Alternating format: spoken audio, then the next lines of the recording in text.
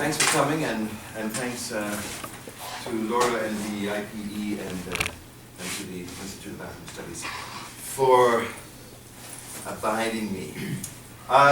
This one I'm quite worried about. I told people between yesterday's and today that this is a depressing one. Yesterday might have been slightly more humorous. But this one I'm worried about for a number of reasons. Firstly, because I'm in this kind of important Socialist Register journal coming up. It's been going since 1949, Johnsonville, Ralph Miliband, and so on.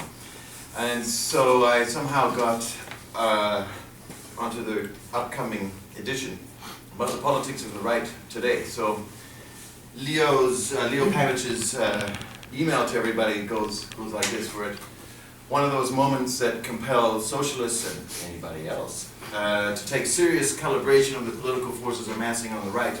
More state surveillance, more intolerance of dissent. As part of what's been called post-democracy, we have the BJP in India, return of right-wing militarism in East Asia, religious fundamentalisms in the Middle East, and many countries in Africa. And responses to democratic upsurges, like in Egypt. And we can look at Libya, we can see what's happened in Syria, or which didn't happen, and so on. So we have lots of questions here. What's the social base of these right-wing movements? What's their organizational strength and range? How do they influence mainstream parties in opinion, and how they penetrate state institutions? Well, I'm kind of focusing on the state in Africa, rather than, I will be trying to look at religious fundamentalism and so on, and movements from below. But I'm a political scientist by training. I can't get away from it. I won't teach anthropology. I took one course in anthropology in second year, but I'm in the Department of Development Studies in Anthropology. Anyway, so I kind of have a focus on the state. And I'm not necessarily going to be looking, I don't know if, actually it was Blair's partner, Laura, last evening says, well, does authoritarianism really mean right-wing? I'm going to focus on authoritarianism. I don't think in the African situation these days you can say necessarily right-wing, left-wing, whatever. There are very odd gradations along those spectrums, and I'll get into that at the end of the seminar. So Panish goes on, we're hoping you could focus on the nature of authoritarian capitalist regimes in Africa today, engaged in what I've written about before as violent accumulation, primitive accumulation. We hope that you can address how general this is across sub-Saharan Africa. And if you turn to Zim as one case, and that's the only country I know anything about, little as it is, it would be good if you took it on another, perhaps further north. Well, I've decided to call this the end of liberal history in Africa, based on this guy who also borrows lots of titles from other people, Samuel Huntington, and so on. So I thought, and especially since Fukuyama's The End of History was so important, marking the end of an era, the end of the Cold War, the end of what everybody thought was authoritarian socialist, quote-unquote, or state socialist regimes. Now I'm kind of taking the line that, okay, we've seen that era, we've been there, we've done that. The post-Cold War era where everybody kind of thought, oh boy, we can have democracy now everywhere. It's finished, especially in Africa. So there were a lot of dreams and illusions about how easy it was going to be to create liberal democracy, carte blanche, over Africa, pour some funding into some civil society groups and directly into political parties, and magic overnight, by 25 years we'd have democracy. Well, I don't think that's happened. At least I want to question that supposition, that preposition, that argument by this. And it's going to be a very quick survey, 6,000 or 8,000 words. So that's where I'm starting off. What did Fukuyama say? How did people go from Fukuyama's dream to Africa? It's become an industry. There's a huge democracy promoting industry. NGOs, these semi-state institutions like the IRI, the Institute, the Republican Institute, International Republican Institute, the Democrats, all working under the umbrella of the National Endowment for Democracy, which is in the same building as the CIA in downtown Washington. So of course, if you're against these liberal capitalist imperialists exporting democracy, you're going to say, National Endowment for Democracy, same building as the CIA. It's all another soft project. Of course, and that's what William Robinson, in promoting polyarchy, writes about, is the soft, the light form of imperialism, the low-intensity conflict mode of transforming regimes around. So here we have a one-man industry, Thomas Carruthers. I think that's about half of the books he's written in the past 25 years. And he's actually pretty good, because he has become very critical of this industry. And the way in which democracy, which of course is a very, very deep process. It's not just about multi-party elections, it's not just about parliament and so on, it's not even just about the rule of law. It's kind of a deep process that filters into all layers of society.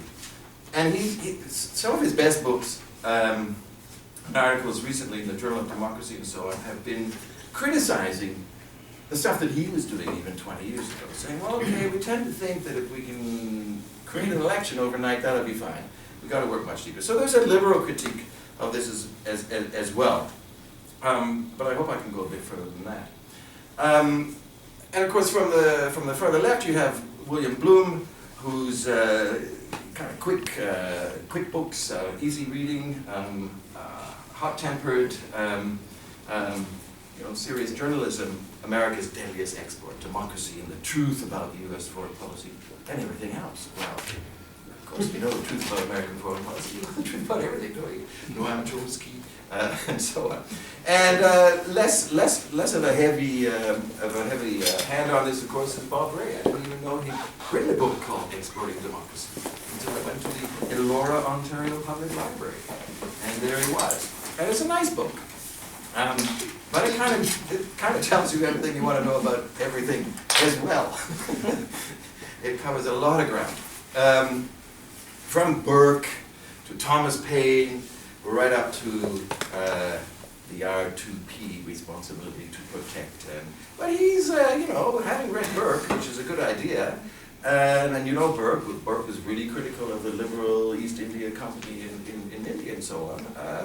It's not a bad place to start. I haven't finished the book yet. And of course there you get the harder edge of exporting democracy. Steve Bell from The Guardian. Iraqis, come out with your votes in the air. So it becomes pretty hard. Not just going into civil society and not just creating a political party out of the trade unions like Zambia was really the first English-speaking African country to start this project off. Trade unions are a good place to start. They've got workers organized, they're used to mass mobilization, and if you can do the really tricky part, turn a trade union-based democratic organization into a neoliberal organization, you've really got the cat's meow. And that's what Rita Abrahamson, of course, was talking about in Zambia in a fantastic book. She's in Paris.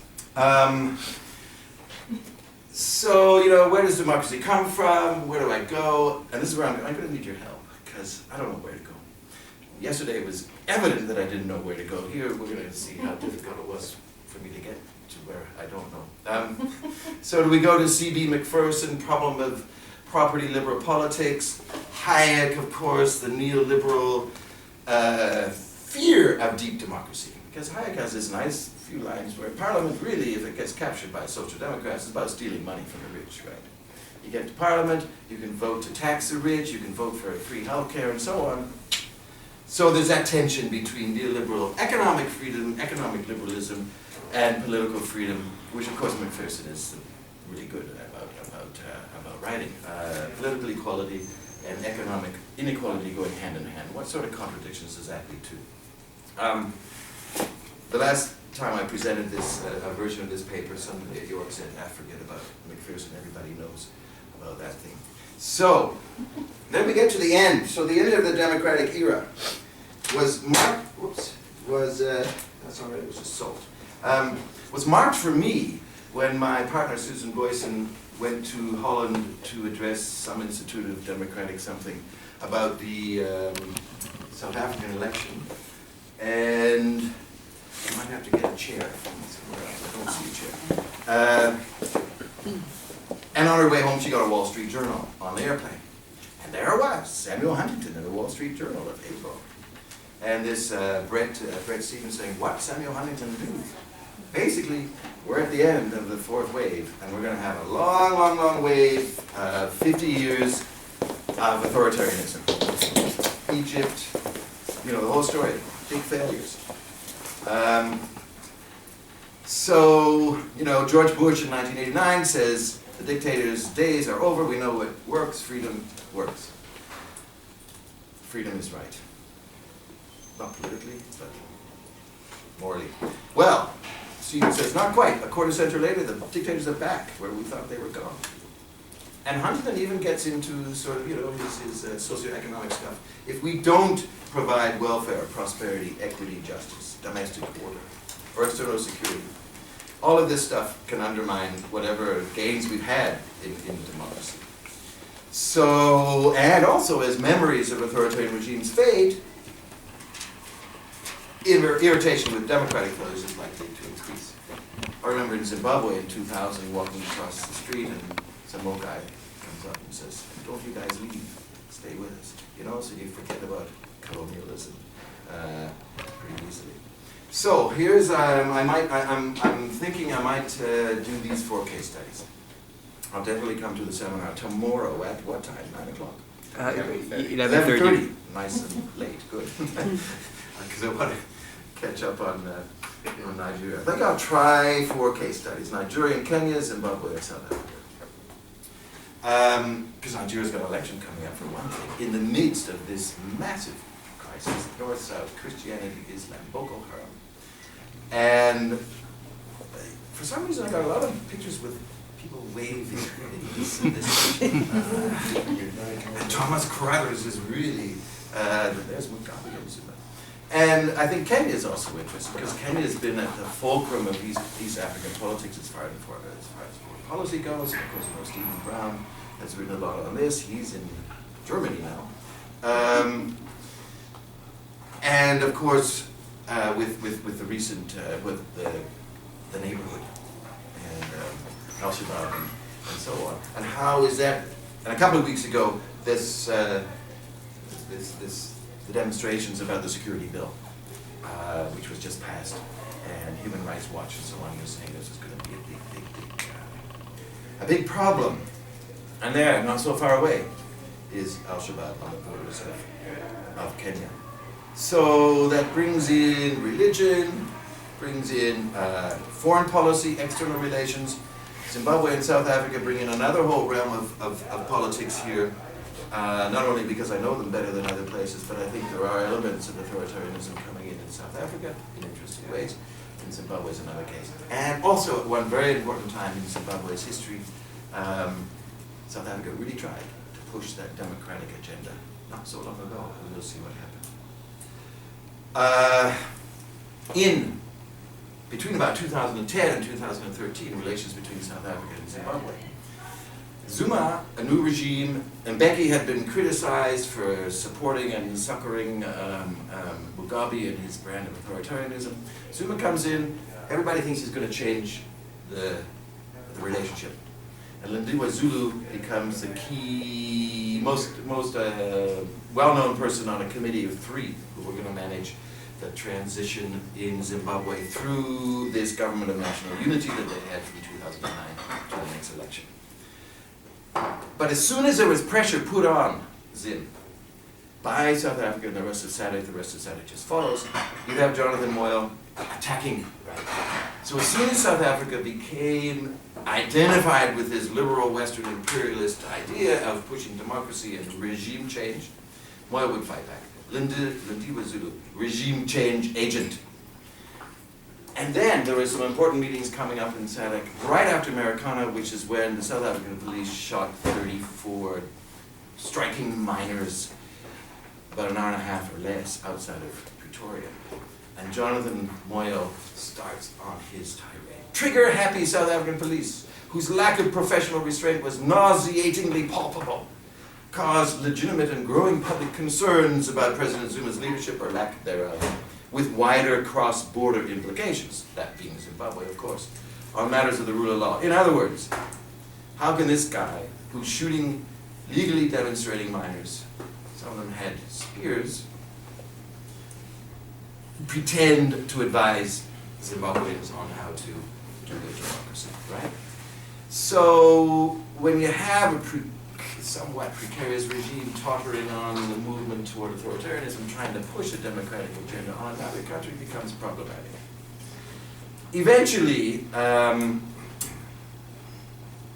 ZANU-PF found out, I think, and it did happen, that the South Africans were going to give a lot of assistance to the opposition party if they withdrew from these elections, which the system wasn't ready for. So Mugabe was pushing elections down Zimbabwe's throats in 2013. Then Diwa Zulu said to the NDC, if you pull out, we'll help you. South Africans found out. And Mugabe at a public meeting said, Zuma, shut up this street girl. Shut up this prostitute. She's speaking out of turn. And then Diwa Zulu did shut up and didn't say anything after that. And Zuma shut her up. So that was the end of South Africa's effort to push democracy forward in Zimbabwe. And we had a result which was, for many, many, many reasons, from the worst to the worst, from the worst within the regime to the worst within the opposition, which was actually following far too closely the advice of democracy promotion agencies from the West to actually run a good election. So, now we have something we could be calling towards the paranoid state. And a little while ago, the factional battles for the new leadership of ZANU-PF itself. So now we're talking about the ruling party itself, two factions competing for the top job whenever the leader dies. He's 91. And so finally it's in the open, and one faction was using Robert Mugabe's wife, 49 years old, to push the agenda against the other faction, led by another woman by the name of Joyce Majugu. And there you got some discourse, which was incredible. Just to listen to Grace Mugabe talking about senior people pretending to support the president at the day, but then at night they say he's too old, must go. And then she goes on. And she talks about whites, of course. They're always the card that can be played. Whites won't even, they never like us. They won't even offer you tea with sugar if you visit. So let's not be fooled when they come here with aid. It's meant to hoodwink us. Personally, I think Western aid stinks. Well, as a good socialist critic of Western aid, maybe we should agree. But then she gets into the youth, and youth politics, of course, is very important in the rise of authoritarianism. And in Zimbabwe, you have the National Youth Service, which unemployed youth can go in for a year and they'll be trained, and if not, they'll join the Secret Service, etc., etc. So her discussions with youth and so on, and her paranoia. She says, if I don't win this battle, and if my guy doesn't win this battle, and she didn't ever say who she was working for in this factional battle, but it was pretty clear, I'll be dragged through the streets while people laugh at me while my flesh sticks on the tarmac. This is very public, and it's kind of scary. The Congress did take place in December, and the guy that Grace Mugabe was with came out as a clear winner, and it's uncertain whether the other faction will just wither away and disappear or not. And it's unclear if this woman has any support aside from her elder husband. And, you know, is this a dynasty? Is this feudalism? What is it coming? So, what's going to happen with the new vice president in Zimbabwe? Well, next on the list, South Africa. Jacob Zuma is on the alert. Why is he paranoid? Well, he's paranoid because he's got about 7 cases against him, I think, of corruption and so on. And he's got many police commissioners who have been fired but don't get quite fired and have lots of secrets and so on. And he's got lots of friends in various intelligence branches of various services, like the Home Affairs guy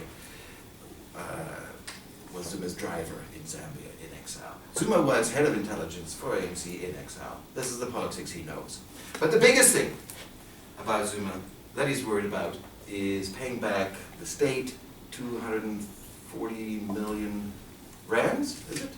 So what's that, about $2 million, $24 million, something like that. Which his various underlings have used with or without his knowledge is unclear, but he's just building this huge estate in Zululand called Nkandla. But of course in South Africa you have a much stronger industrial base, you have a strong capitalist society, you have a working class, and the working class is splitting over whether or not to stay with the ANC in this thing they call the Triple Alliance. South African Communist Party, ANC, COSATU, the trade union. Ever since the 70s, they've been together. COSATU is splitting. The biggest trade union is going to split, they're effectively apart. Okay. So this trade union state, or trade union party state link is falling apart.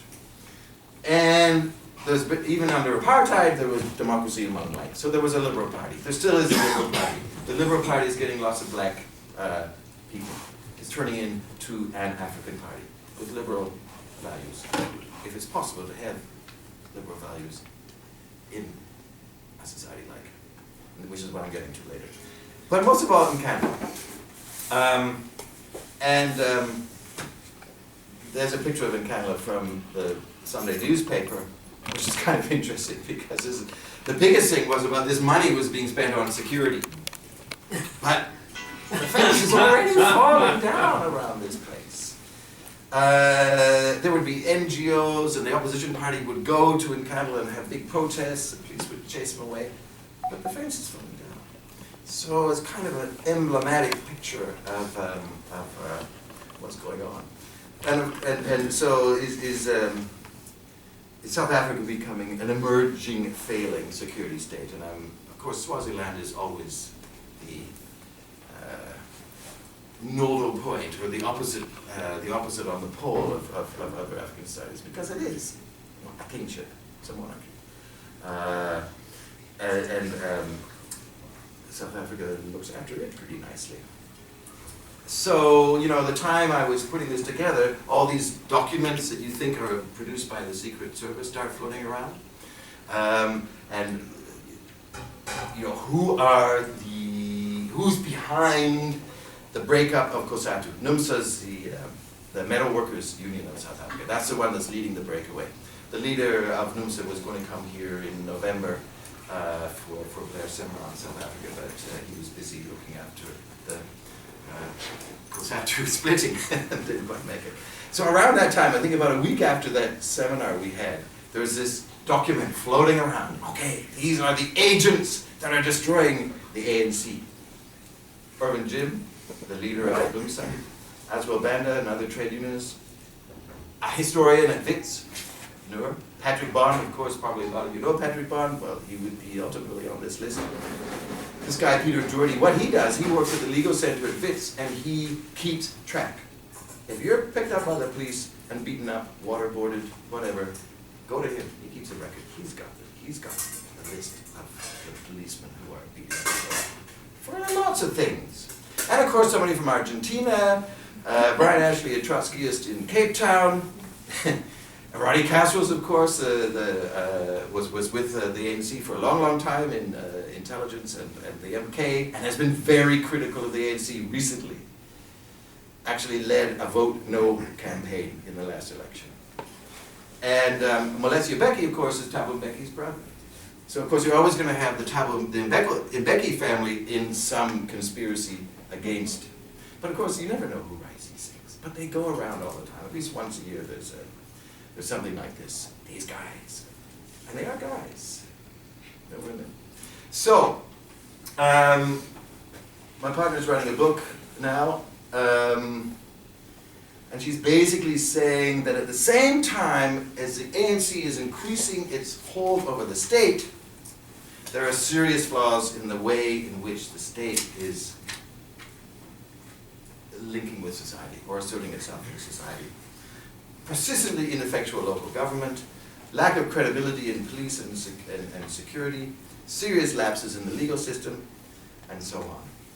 The question of extent and proportion of skeletal decline condition all these statements about regeneration. The ANC is always regenerating itself, that's her thesis. So there we have Susan. There we have Julius Malema. And this young woman from music asked me about singing. Well, I said I should have a song. Julius Malema is the leader of this new party. He was kicked out of the ANC Youth League. He's the leader of this new party called the Economic Freedom Front. They go to Parliament with red overalls on. And sometimes they sing songs in Parliament. Because when the president came to Parliament, on one of the rare occasions when the president does come to Parliament, they started singing, "Pay back the money, pay back the money." And all of these EFF guys and girls, women were standing up there, and they ranged from serious Fanunian intellectuals to the widows of the miners who were killed in Marikana. Pay back the money, about Nkandla, right? The 240 million rands for this thing. The police come in, throw them out. And this is a huge case now in front of this Commission of Inquiry in Parliament. So the way democracy is working in South Africa is kind of interesting. Get kicked out of the ANC Youth League, go into Parliament, who's funding you? Real intellectuals with down to earth. The SACP, in alliance with the ANC, is saying that these are fascists. That's what the EFF is. That's fascism. What is it? Populist, slightly authoritarian. The trade unions don't know how to act, how to link with Julius Malema, because he is authoritarian, and he was, you know, kind of pretty crooked. And there in the middle we have the face of the G8, the face of the Liberals, and the leader of COSATU, Vavi, whose trade union might just collapse under him, uncertain what to do. And Cyril Ramaphosa, who bid 16 million rand for a water buffalo and didn't win. And wrote to the directors of Lonmin Mines when the strike was going on in August 2012, treat them like the criminals they are, something like that. And this email got found and it became, well, that's actually not so bad, because if you treat people like criminals, you don't shoot them first, right? You take them to court. But it was the tone of the email, I guess. And there, of course, is a new generation of South Africans, which is Ramaphosa's daughter. And so there's a new generation, Black Diamonds, the new middle class, which are doing very well. I don't know if they're Democrats. Are they going for the DA? Is the DA Democrats? It's hard to know. I think my basic thesis is you get democracy when you get a strong working class. And if you don't have industrialization, you don't have much of a working class, so you don't have much democracy. So the real question is how to get to democracy. Well, we have the answer to that question, right? We have the National Democratic Revolution, which comes from the Lenin people trying to interpret the fact that Marxism happened to get in states, in countries which weren't even capitalist yet. So it's a big problem. The state becomes authoritarian, or the state has to build up the means of production so that the working class can, but of course you have to be a vanguard to direct the working class in the right direction, so maybe you end up with a Stalinist authoritarian dictatorship, or maybe you don't. But if you can't make up your mind, you get a big BMW. So this is the MDR7. I think that's the most expensive BMW you can get. And the handbook for cabinet ministers says you can get it, so it's okay. But you know, Blake Nzimande, supposedly the leader of the Communist Party, has been the most open apologist for the ANC you could ever dream about. Okay. I can't talk much about Nigeria because I don't know much about it, so you're going to have to wait till 11:30 tomorrow to find out much about it. Oh, it's gone. Where'd it go? Preparing a seminar. But there we have, you know, presidential elections, state elections coming up. This is from the International Crisis Group, which is a good quick source for crises when you need to find a crisis. Where else do you look? International Crisis Group. Big tensions between the political parties, competing claims between North and Niger Delta politicians, of course. So there's the whole cycle of violence around oil politics and environmental politics in the Niger Delta.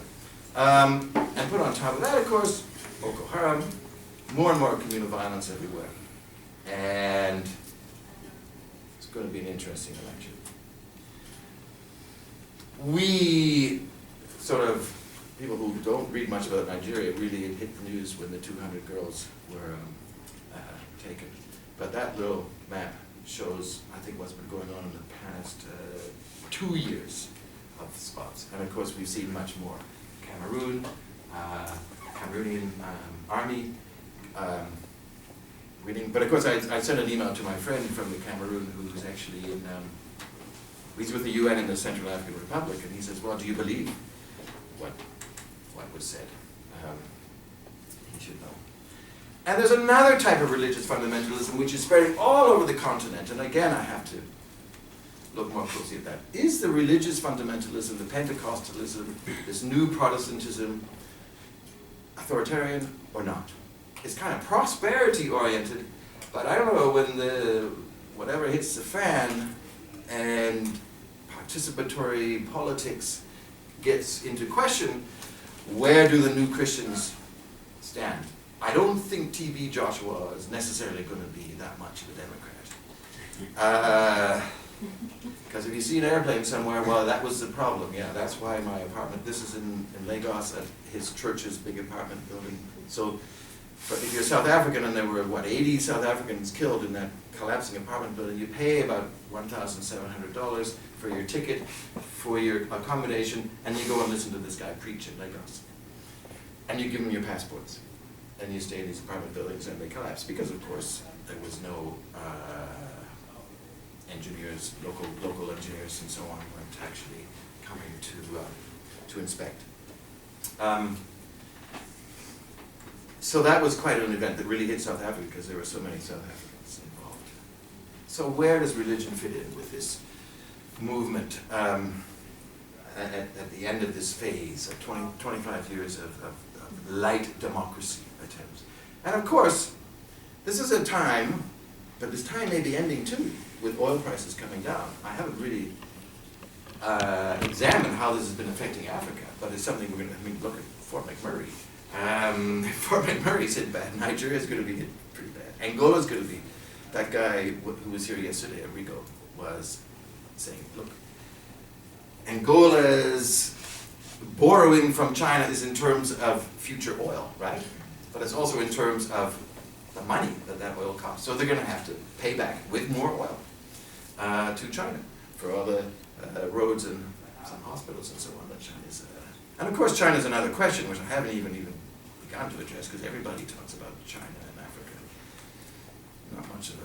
It's a force for development in some ways, but not necessarily democracy. So, higher inequality with high rates of growth. What happens when they slow down? And of course, Ebola, which Blair got away from in time, right? Is a symptom of poor governance structures, bad health systems, public resources being misallocated.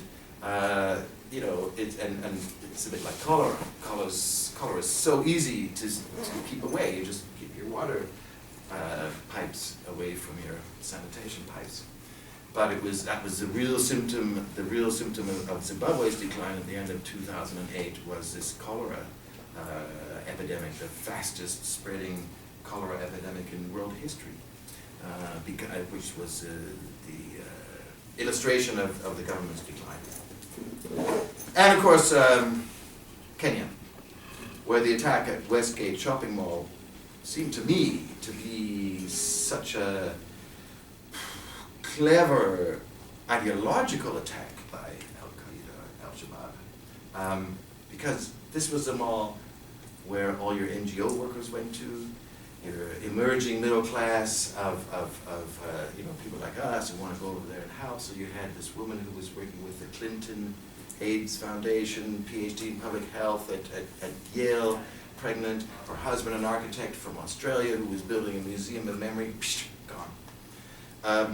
So hitting at that symbol of and that magnet for middle class liberals was a pretty serious blow. And of course, again, you look at the stuff on Kenya, and it's a whole question of how corrupt were the police. What did they really know? Some people were saying, I think the army was looting in the shopping center. They were there for quite a few days, and they were looting and stuff. And I thought there's a kind of good shot here of that policeman. He wasn't shopping. So, how do we understand this? And what do I have, 7 minutes? We have Michael Bratton and the sort of a neo-authoritarianism or what is it? Neo-patrimonialism, this sort of modernization version of vapor, I guess.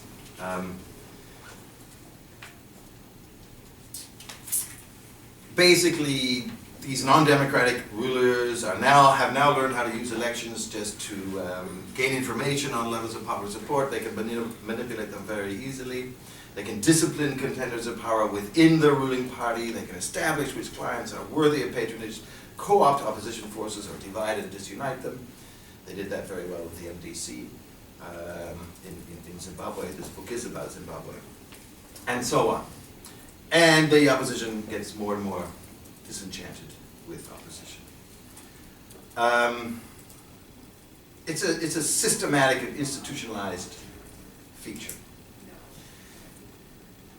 But I don't like that way of looking at things because I'm an old-fashioned Marxist. What else has led to this authoritarianism? The whole Cold War era hasn't died out. There's been 25 years of post-war pushing for democracy, but there's still the ability of dictators, whatever you want to call them, to manipulate international politics. I guess China they can do that with now. But it certainly is clear that during the Cold War, friends of democracy like Margaret Thatcher certainly gave a lot of support to enemies of democracy because they were also enemies of the Soviet Union. And of course the classic case is Mobutu in Zaire, who was supporting the anti-communist forces in Angola. So the IMF guy would go into Kinshasa and say, you better pay your bills, and Mobutu would say, well, I'll just throw you out to the crocodiles, shut up, because I know for geopolitical reasons you guys are going to support me. So there's still a lot of that game playing going on, and of course it can happen at a regional level as well. This is where I'm kind of slipping into yesterday's lecture about magical realism. I think Gramsci has some interesting things to say about the way in which international ideologies, global discourses fold in to indigenous ideologies and politics and civil society.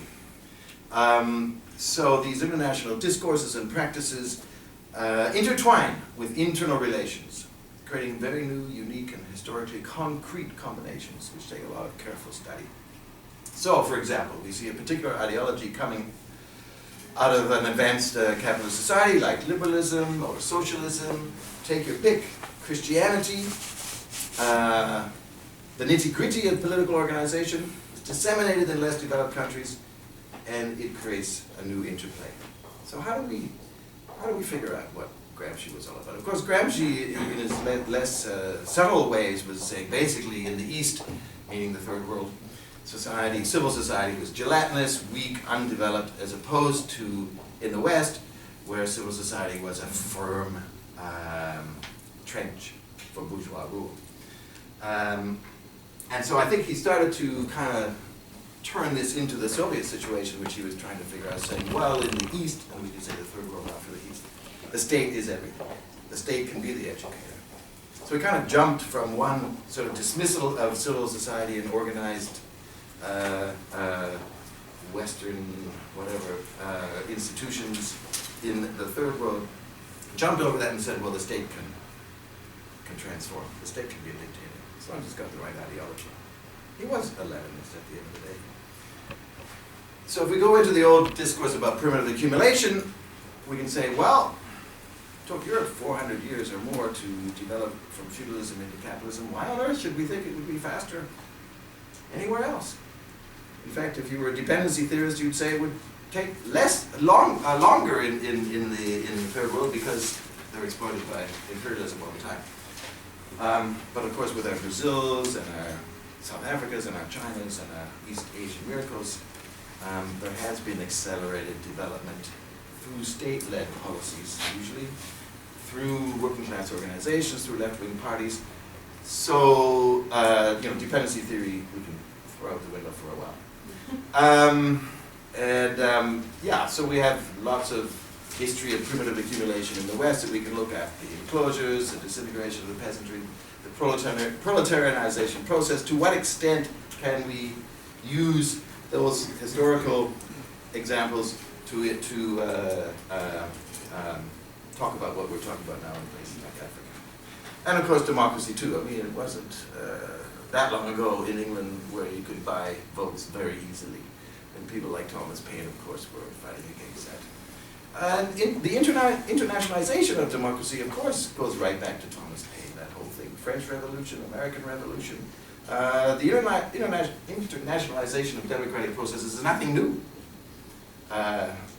It's been around for a long time. Who is this? Goldsmith, yes. We can write a poem about peasants being destroyed. Or we can develop a brand of eyeglasses to celebrate our new consumerism. And of course, David Harvey, accumulation by dispossession.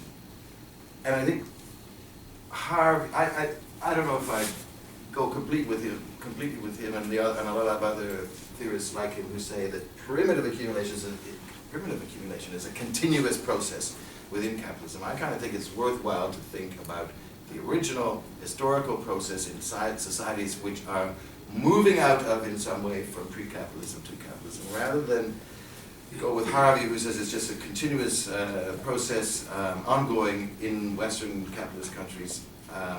The process of dispossession goes on. So we'd have to go back to Rosa Luxemburg and so on to get at what's going on with primitive accumulation. How can we use these insights, if at all, to look at places like Africa, and how do we tie them up to democracy and authoritarianism and so on. So of course Marx predicted what would happen in India. It's taken a long time. There's a lot of inequality still, but he said basically the Hindus, when they throw off their English yoke altogether, there will be a bourgeoisie which can develop India. They're doing it now, right? So is China in a completely different way. Is there a Beijing model that can be worked out in Africa? Everybody's talking now in South Africa about the developmental state, but I don't think they get it. So again, what sort of ideologies come out of the structures? If you're interested in pushing democracy, and I think we all would be, especially at deeper levels, and it goes right into the family, gender relations, all of that sort of thing, to what extent was that moment, and I'm saying was because I think it is in the past, because I think the liberal Democrat pushers are really stepping back now. Obama's going to have a government on Syria, he's pulling back.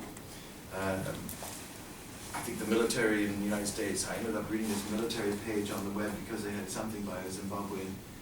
And so there are these kind of military academics saying, we really blew it in Libya.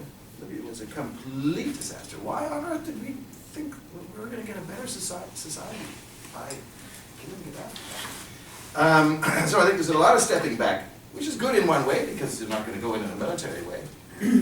But for my friends in civil society in Zimbabwe, not so good.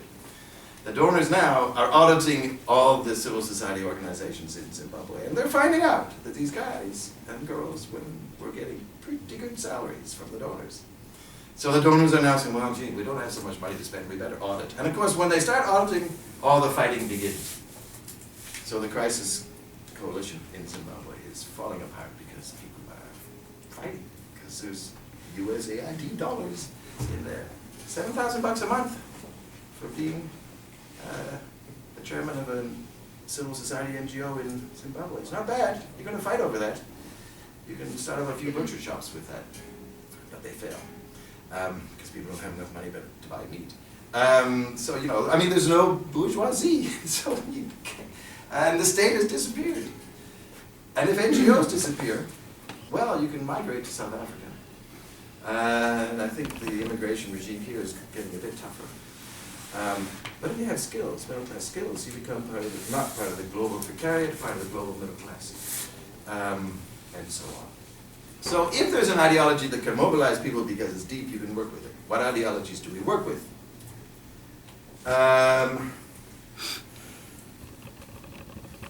Liberation ideology, liberation discourses, anti-imperialist discourses, tribal discourses, religious discourses.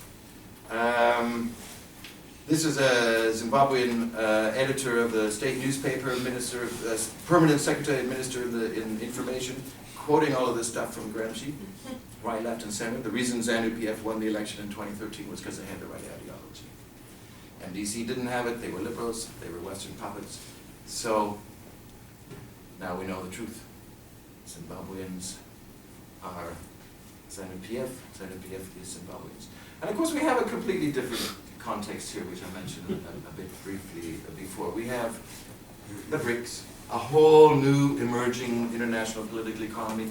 Last October 2013, there was that big conference at the University of Ottawa, the second last time I was here, about what do the big BRIC-type powers do for democracy promotion around the world. And the Germans are quite into this. The Germans are into channeling their aid through regional powers. And my answer is, why should we think that the Brazils and South Africas and Pakistans and Indias of the world would be any good, any better at promoting democracy in their neighbors than the United States was, or China was? But that's a cynical answer. So bye-bye from the BRICS, and bye-bye from Gabriel Garcia Marquez and Carlos Fuentes, which started off my seminar yesterday. So where do you go once you come to magical realism? Where do I go? So I need some help. How am I going to do these 4 countries in 8,000 words or less to an audience which doesn't know much about Africa, really? I guess you'd have the regular readers of the Socialist Register who would have read John Saul and Patrick Bonhoeffer and so on in the past. So give me some help, because this has got to be done by February 16th.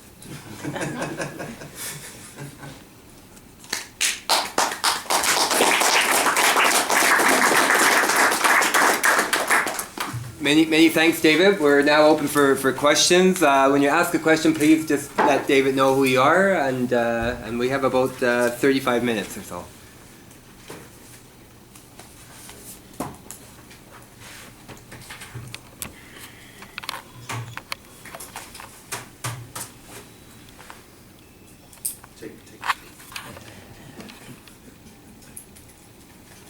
Chris. Yeah, ask a question, I guess. Chris Brown, Political Science. You started with Fukuyama and you ended with ideology. And I think I heard you say right at the beginning there that Fukuyama had claimed that authoritarianism was over, but I don't think that's actually what he claimed. I think actually he claimed we could expect to see more of it, especially in the periphery. What he claimed was different. What he claimed was ideology was over. That's what he meant by end of history. That World War II defeated fascism, and the Cold War now defeated socialism. And so the only thing left was liberal democracy. And all the promoters of liberal democracy in Africa in the 90s forward were kind of building on that, saying, well, that's the only system left. And all those old farts like you and me, I guess, who were talking about African socialism as an alternative, had been defeated. There is no longer any meaningful ideological alternative, even though practical politics have been given place in different ways. And besides some periphery, don't be surprised if it's messy. So, are you disputing with that? I'm not quite clear where you're coming down. You're saying it's a fact that there is a disappointment around the wave of democratization in Africa. That's not surprising. I think even the most rabid supporters would say, yeah, things haven't worked out that well. But the idea of a fully realized alternative model, which may have existed in the past, does it exist anymore? Or do we instead just have a whole lot of ad hocery and sort of individual moments is kind of what I'm wondering. Yeah. There's a long-term teleology in Fukuyama. Eventually we'll get there, but it'll take a long time. Yeah. And of course, the other teleology is Marx. It'll take a long time to get to capitalism, and then much longer to get to something else, where we can hunt in the afternoon and be movie critics at The university academics really want to do a little bit of shoveling of snow. So, and I guess I should read his latest. I mean, I guess he's had his various, for a time he supported the Iraq War, then he went against it, starts up a new journal, says we need more democracy 101 lessons with USAID around the third world and that sort of thing. So I guess he's as uncertain about how long this trajectory will take as anybody else. I guess the thing would be, and more like Huntington, I guess, is this retreat, whether that's there or not. And to what extent, I mean, when I was here in November at that seminar, there was an external affairs and now external affairs and developments together, right? They had this seminar in the Pearson buildings. And I forget the guy's name, but he said, let's just do practical things. Let's just build schools. Let's do that sort of thing. Let's not have these brilliant, although a lot of other people said, well, we got democracy right, so we don't have to worry about that. I don't think he was claiming that they got democracy right. And of course, property rights is another huge thing. That's the other magic bullet, which is probably a more deeply ingrained magical bullet within the aid community and multi-party elections. Let's get the property rights right, and then the rest will follow. And there was a lot of debate about that at that meeting.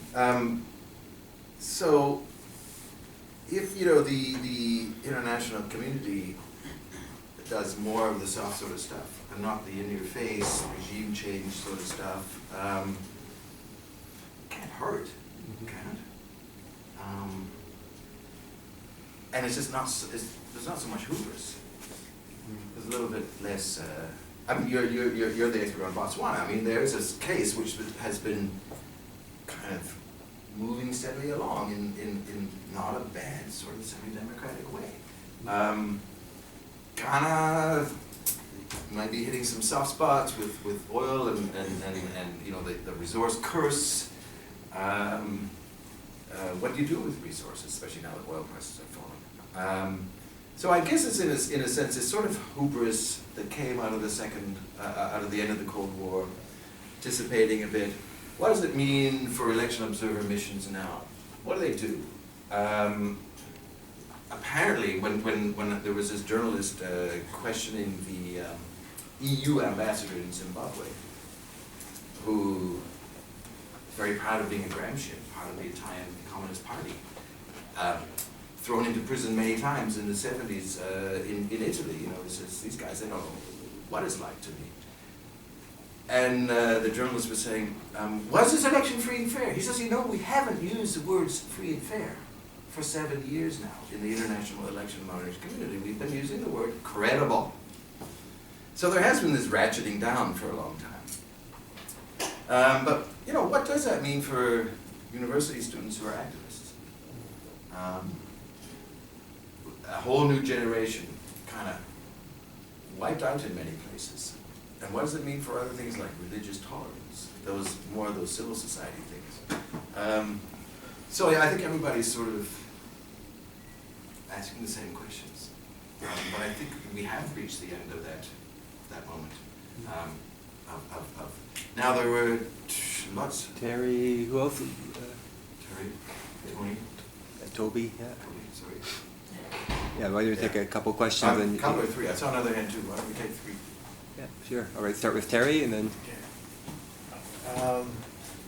I guess because I'm not an academic and I'm a practical person who lived in Zimbabwe for 7 years, I can ask the question, is it useful to use Western constructs to try and understand African politics and what's happening? Is it not a better idea to try and look at what's happening in Africa through African eyes?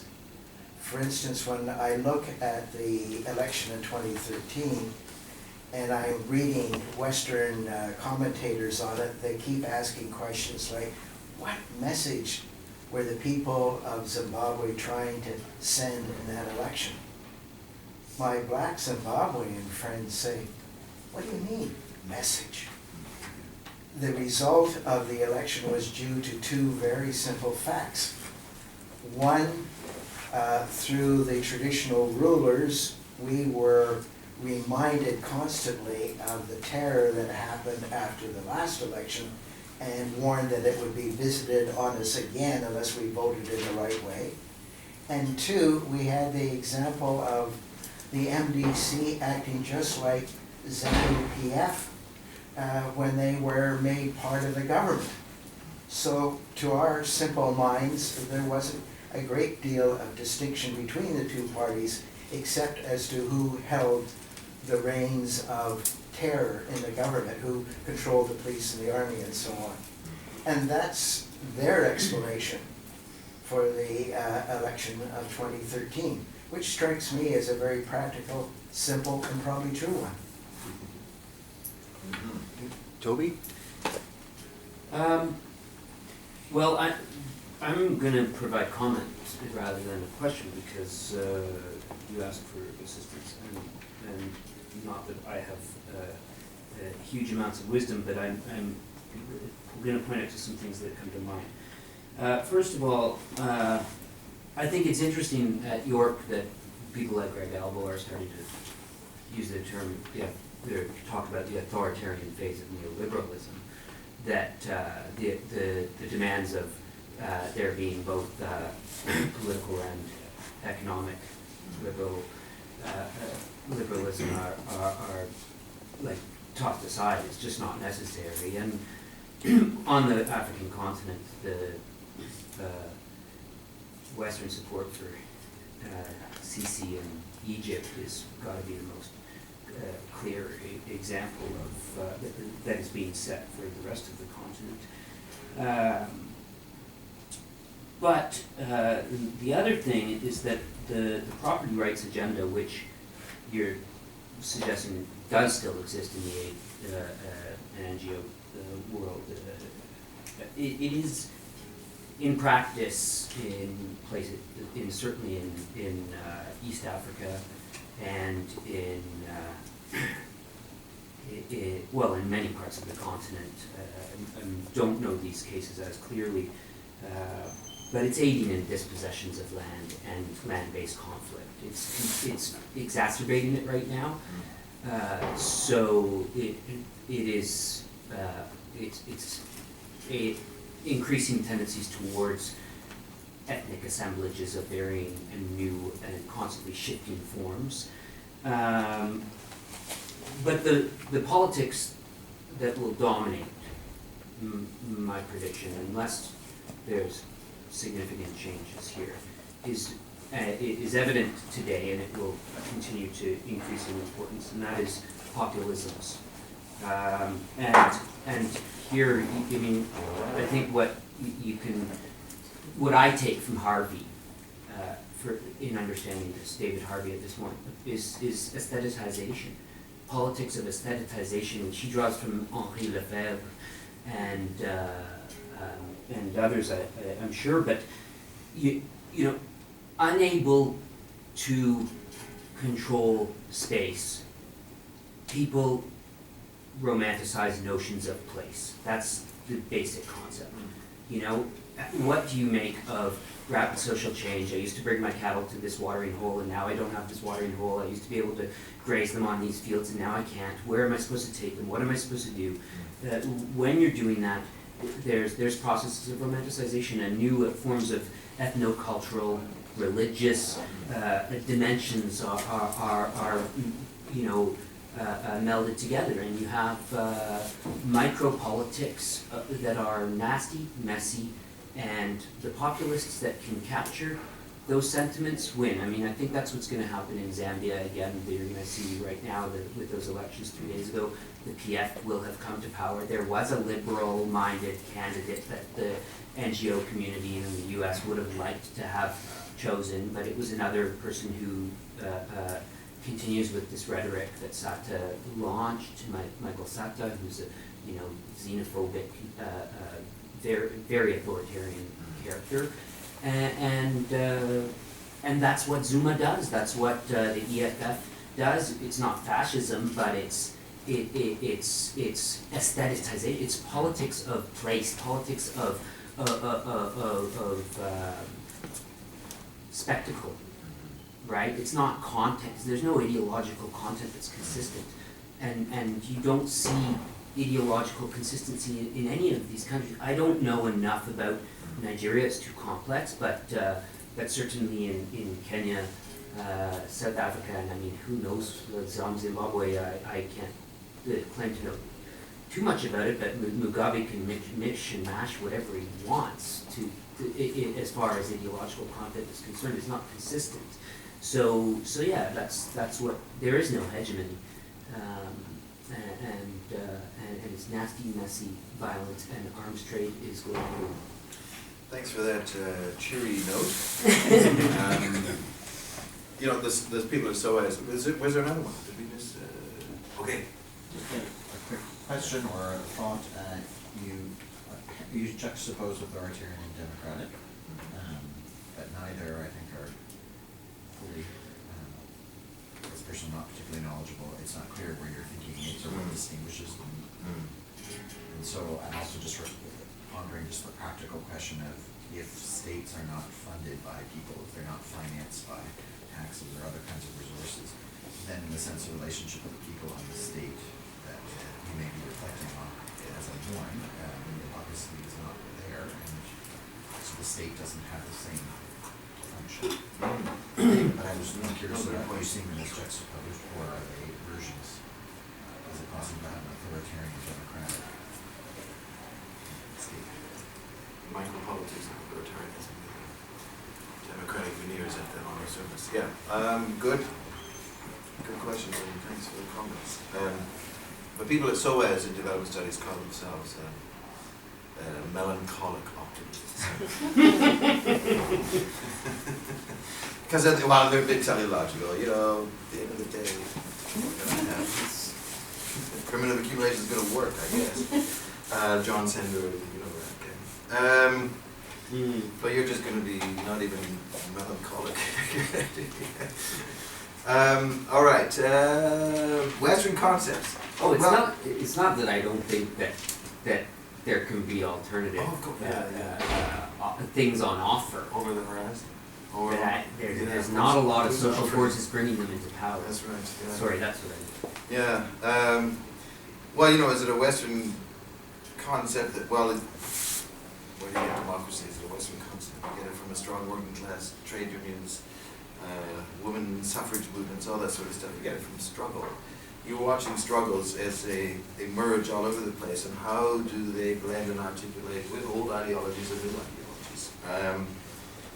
The students who get thrown out of their dormitories at universities in Zimbabwe, well, I guess they had the wrong concept, you know. And there's a philosopher at UJ who's this brilliant guy, but he really believes there's something called Ubuntu. Is there something Ubuntu? Is there a real Ubuntu left, or is it an ideology which becomes another legitimating discourse in this politics of aesthetics, which is actually a very nice way of looking at it. Excess consumption. Excess consumption, along with this element of tradition and authoritarianism. The father figure is big. Jane Poppart was sending some comments about this and talking about Michael Schatzberg and the father image. But again, it shows there's a dialectic in all of this tradition. The father image can be used as an authoritarian tool, but it can also be used with people who take it from another side. The father should never treat us like this. And there are times when the father goes too far, right? So there's all of those discourses within religions and whatever. So yeah, sure, the chiefs are telling the people to line up and vote in such a way, but the chiefs are offered laptop computers and secretaries and pajeros. And yesterday I ended up the lecture with a fantastic quote from Fei Chung, the Chinese woman, Chinese Zimbabwean who was a part of the PF, and she told this story about how the spirit mediums in the guerrilla camps in Zimbabwe were criticizing the leader of the army for raping lots of women and for killing too many people in the so-called liberated zones. And so Tongogara was going to take those spirit mediums to task. And he did. But they didn't change their way of thinking. And he didn't have the power to kill them because they were necessary to legitimate the struggle for the young soldiers, right? You know, if you take the right motif, the bullet will melt before it gets to you, that sort of thing. And Tongogara died in a car accident just on the eve of independence, and the spirit medium said, well, that's why. Because he didn't listen to us, or he didn't listen to the spirits who speak through us. So there can be so many discourses within these traditional idioms that, and it was Kingsley Garbett, who's the guy who was at University of Adelaide, who did witchcraft. And you know, times of crisis, witchcraft gets to be more of an academic, and people are being accused of killing people and so on. So, where do these various discourses go? At the level of micropolitics, it's not only vicious. There's a lot of resistance to the micro-powerful in the squatters' movements, in the demonstrations, so-called service delivery demonstrations all over South Africa, which are journalists are finally starting to say they're not just delivery, they're not just about the toilets not being working and so on, but they're about the way local representatives of the ANC are abusing their power. So, you know, but as Patrick Bond would say, where are they networking? How are they linking up? What sort of political figure can bring them together? What social force and political force can blend? While simultaneously these massive transformations in property relations are happening. So people are fighting over land. And a lot of this private land which is being bought and sold for money is not registered. So it's a vernacular. Chamoyu and Philip Whitehouse, all of this blend of different ways of controlling, owning, managing land. Absolutely incredible. And very confusing. Really confusing. So the populisms, what sort of roots do the populisms have? What sort of articulation do they have within the security apparatuses of the state, I think, if I want to check? What sort of links do the security services have with people? Where do these micropolitics come in? Again, I guess if in the Niger Delta, a lot of environmental activists who started kidnapping oil executives to get them to clean up the environment. Well, they saw that it was a lucrative activity, so they turned into warlords. The same sort of thing with the public protests in South Africa. A lot of the protesters will be co-opted. There's where hegemony comes in. Hegemony is not just about hegemonic ideology, but it's about co-optation. And William Reno was quite good on this. Where did Sierra Leone start to hit the rocks?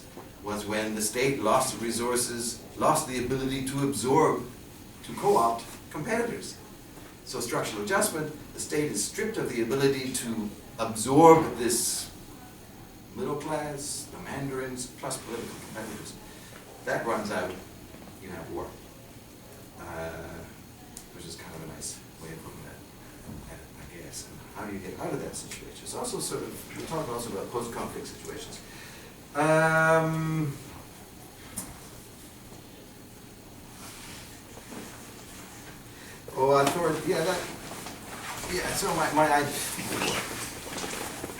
I guess there are levels of democratization.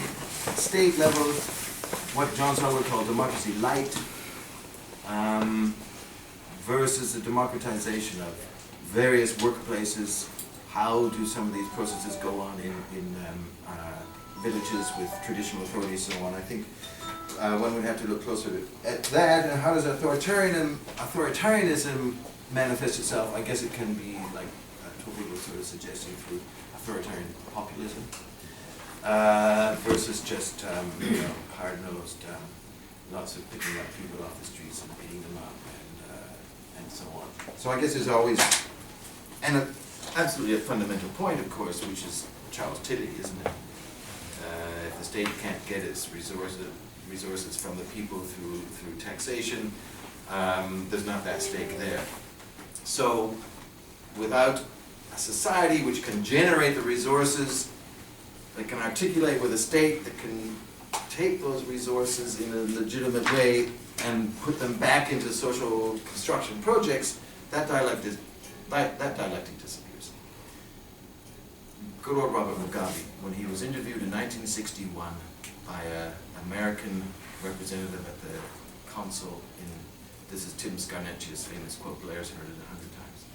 So this American, there's a whole battle going on in the trade unions over American ICFTU and the other trade union organization for resources. And there's also, the trade unions are fighting with each other about which political party they're going to join because they're going to split. So they were having wars, they were killing each other, getting pretty close to it. And Mugabe's in the middle of this watching it, and this American guy interviews Mugabe, and he says, what do you think about foreign funding for trade unions and political parties? And Mugabe says, of course we have to have it. We don't, our workers aren't rich. They don't pay very many dues. Political parties can't raise money in Zimbabwe at that time, legally. There were a few emerging rich black Zimbabweans who would support political parties. J.Z. Moyo's uncle was the first millionaire. But he says, of course, we need this money. The question is, that Mugabe says, the question is to ride the tiger and not end up inside. So I think Mugabe is still asking that question. As was Grace Mugabe when she said she thinks Western aid stinks. So that's, I can't think of anything more to say about these three questions. Did I miss something? No comments? Good comments, thank you. Further questions, comments? Awesome. Sorry. Hi. Aubrey Moretz is my name, and I'm a non-academic, like my colleague Terry Mooney. Unlike Terry, I'm going to continue to look at Africa through Western eyes rather than through African eyes. And what I see is a sort of a more traditional evolution that's taking place.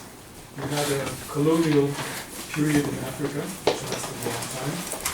We then had a post-colonial period, which was largely dominated, I guess, by a socialist mode of ideology. The notion that, in fact, indeed like in Canada, the notion was that because you didn't have a very vibrant private sector, you had to rely on the state and state institutions to promote development. And this evolved into, I guess, one-party states all over the continent. You had the CPP in Ghana and PDCI under Houphouët Boigny, who was very much a Western type of leader in Côte d'Ivoire, all over. And this phase lasted, this idea of socialism, African socialism, lasted until around 1990, when with the end of the Cold War, it became evident that the Western models were winning out. And as a result, in Africa, you had a reversion as well to the notion that maybe democracy and liberalism was the ideology to espouse. Maybe that was going to be a winning formula. They could also bring material benefits in terms of Western support. So at that point, you had kind of a reversion to the notion that, or an evolution toward the notion that maybe democracy and liberalism was the better form of ideology for Africa. And I recall I was in Harare in 1991 at the time of the Commonwealth Head of Government meeting there. And the host, Robert Mugabe, was the principal proponent of the Harare Declaration, which is full of support and panegyrics for liberalism and democracy. And it was a time as well when Mugabe embraced the notion of multi-partyism instead of the one-party state. Well, that lasted a certain time, and the United States subsequently withdrew somewhat from the role it was playing in Africa. I'm thinking in particular of places like Sudan, where even under George Bush, the Americans were still very much opposed to the basically quasi-colonial rule of Sudan over South Sudan and over Darfur. And then you had Obama who came in, and everybody thought, well, this was going to be the salvation of countries like South Sudan. They were going to finally liberate South Sudan from the hegemony of Khartoum. And in fact, it turned out that Obama, because I think he didn't want to be further involved in further colonial or post-colonial adventures, he did not provide a great deal of support to South Sudan, or indeed anywhere else in Africa.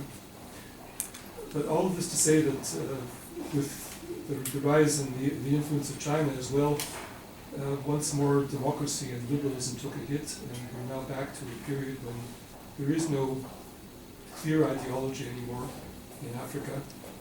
The notion of how to get along is to support those countries which are able to provide the best type of aid and development for Africa.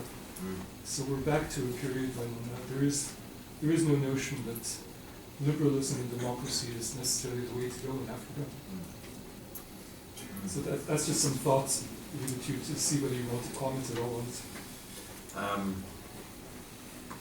Well, I think I agree with most of that.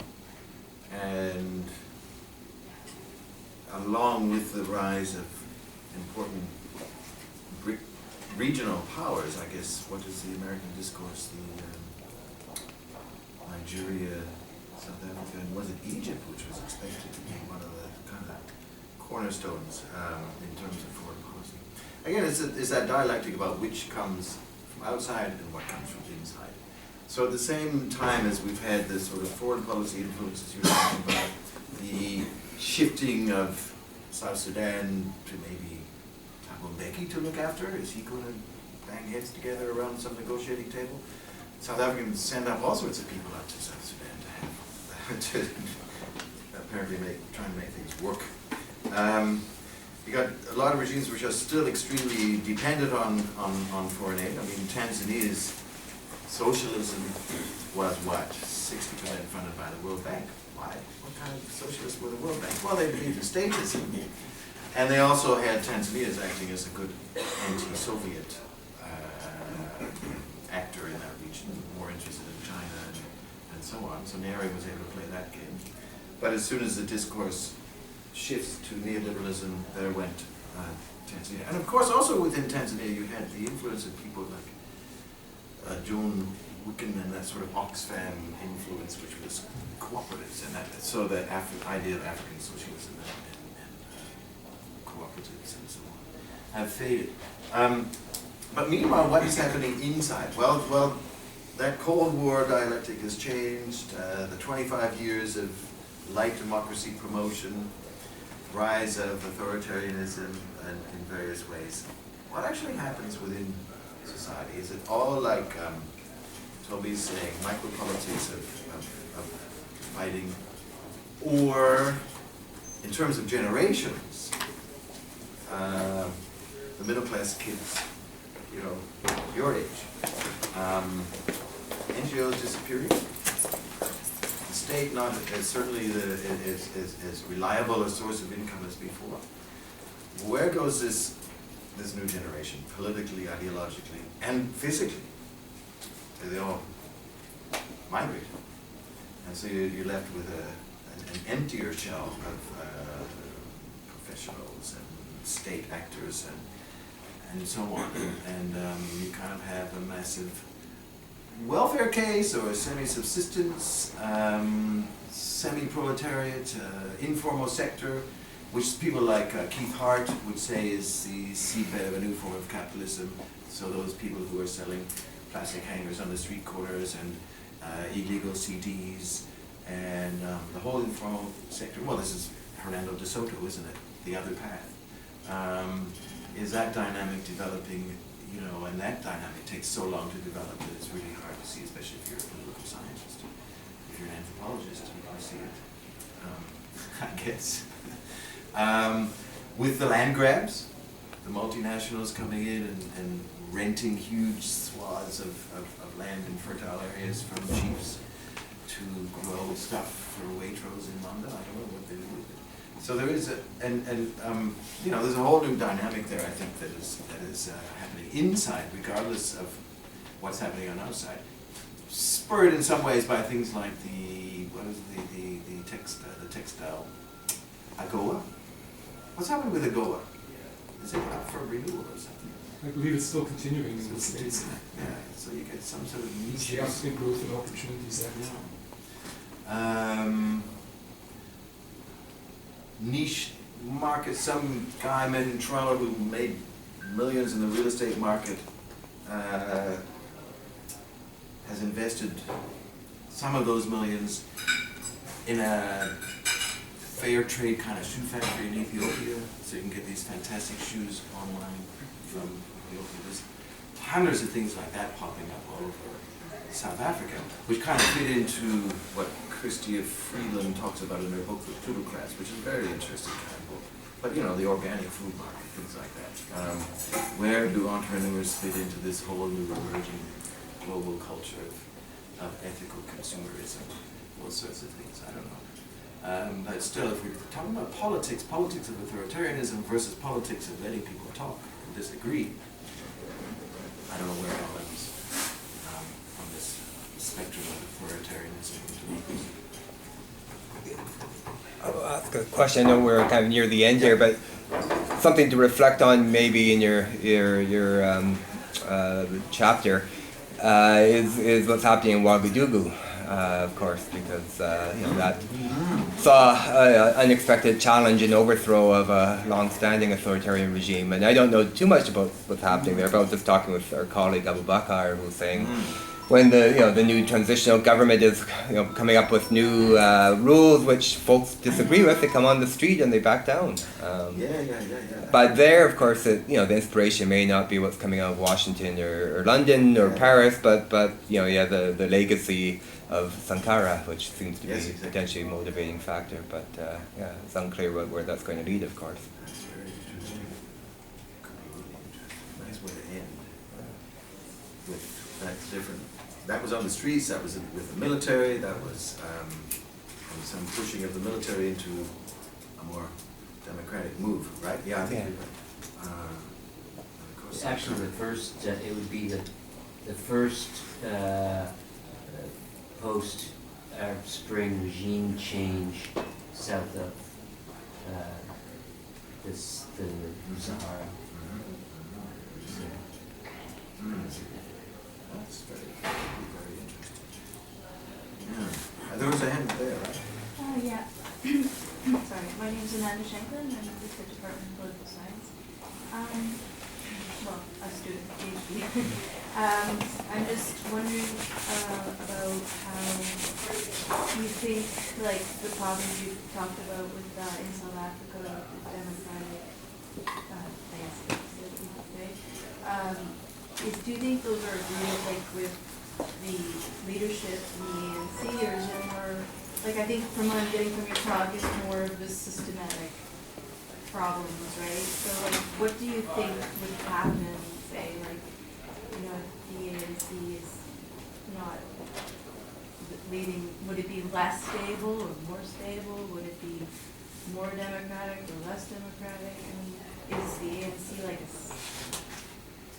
If the ANC lost the next election, I guess or it went below 50%, had to go into a coalition. Interesting. like I kind of think my perspective, I guess, or my interpretation of the ANC has a lot of support, and that in that sense it's a stabilizing factor. So I would be concerned about Yeah, there's still what about might happen. well about 60% of support. I mean, besides like that, the fact that there are like unquestionably huge problems with corruption in the ANC, but I just wonder what's that, the fear between democracy and stability, like what is. Yes.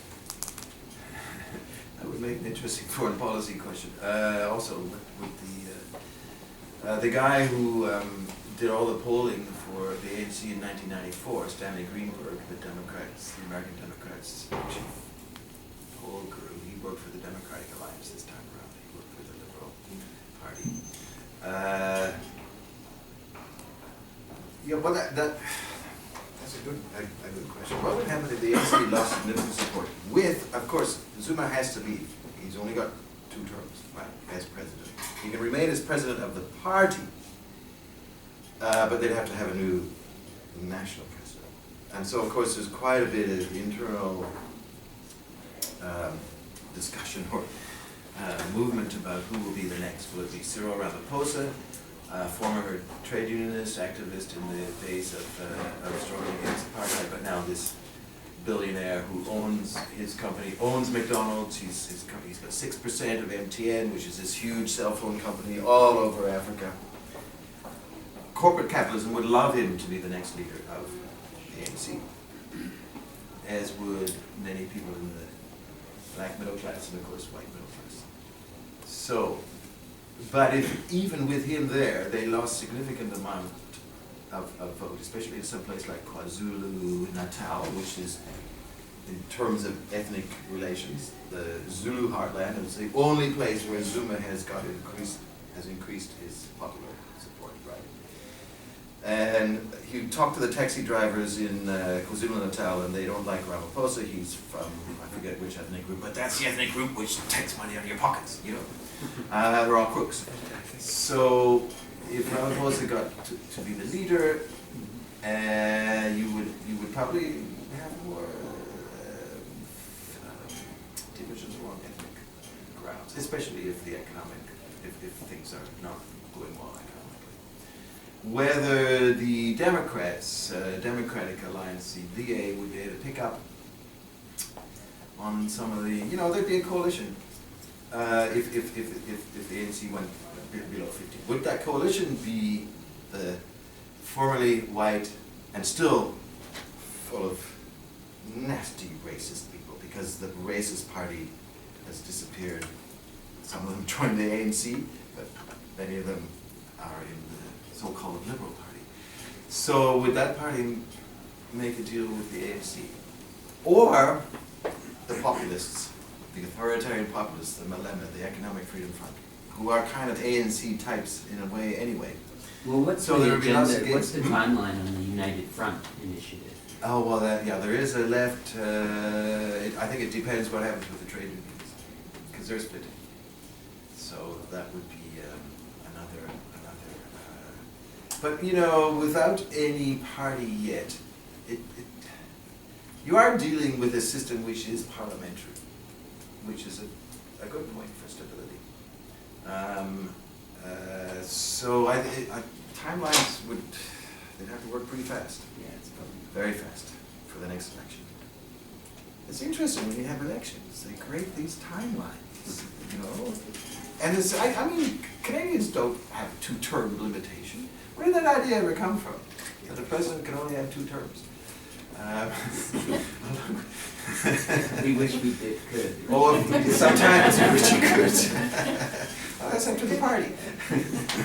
It came from African experience, I suspect, because of the tendency of leaders to remain in power once they attain power. Yeah, well, it's Leading to the Molybdenum Prize, for example, which is very seldom awarded. Yeah. But it does make for a lot of nasty politics when you got that leader's going to go after 2 terms. It's very messy. I mean, the way they got rid of Mbeki. So, but it was they didn't kill anybody, So there were ways of doing these things without killing people. And I think, and a lot of in the November, December of last year, as the ZANU-PF Congress was happening, which of this faction was going to win? And you had Grace Mugabe saying the things she was saying.